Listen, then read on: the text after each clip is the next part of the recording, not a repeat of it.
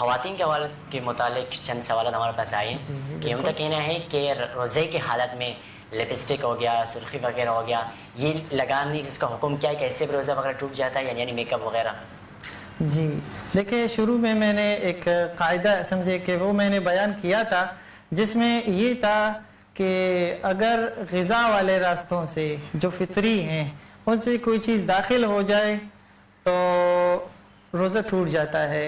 अब ये जो लिपस्टिक है या मेकअप है, मेकअप तो वो जिल्द पर इस्तेमाल किया जाता है, वो तो दाखिल ही नहीं हुआ करता, तो लिहाजा उससे तो रोज़ा नहीं टूटता। जहाँ तक ताल्लुक़ है लिपस्टिक का, तो उसमें चूँकि छोटे छोटे ज़र्रात हुआ करते हैं, उसको मकरूह करार दिया गया है कि अगर कोई लिपस्टिक इस्तेमाल करे तो ज़र्रात चूँकि दाखिल होने का ख़तरा होता है, लिहाजा उससे बचा जाए।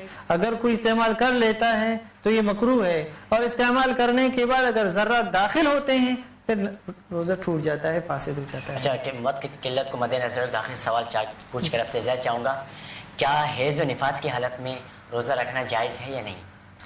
जी, रोज़े का ताल्लुक़ ख़वातीन के लिए पाकी के साथ है कि वो पाक हालत में हो तो तब वो रोज़ा रख सकते हैं, क्योंकि हैज़ हो या निफास हो, ये नापाकी की हालत होती है, लिहाजा रोज़ा उनसे साक़ित हो जाता है। अज़कार और इबादत वगैरह भी नहीं करी, यानी कि डेली रूटीन की जो दुआएं होती हैं वो भी नहीं पढ़ सकती? नहीं, सिर्फ रोज़ा नहीं रख सकती, बाकी दुआएं वो पढ़ सकती हैं। चाहे उस दुआ यानी तिलावत भी नहीं कर सकती, कुरान मजीद की तिलावत की इजाज़त छू नहीं सकती, उसकी इजाज़त नहीं है। लेकिन अगर कोई मुअल्लिमा है, कुरान शरीफ पढ़ा रही है, तो उसके लिए ये इजाज़त दी गई है कि वो पढ़ाए, लेकिन अल्फाज को तोड़ तोड़ कर, मतलब हर कलिमा को, हर लफ्ज़ को अलग अलग करके पढ़ा सकती है।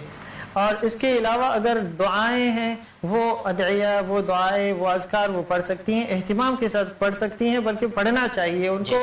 और जो दुआएं कुरान मजीद में हैं, अगर वो पढ़ना चाहें, जैसे कि रब्बी इन्नी ज़लमतु नफ्सी ज़ुल्मन कसीरन, या इसी तरह रब्बना हब लना मिन लदुनका रहमा, इस तरह की जो दुआएं हैं, अगर इन दुआओं को पढ़ना चाहे अव्वल से आखिर तक दुआ की नीयत से आयत को पढ़े तब भी जायज़ है।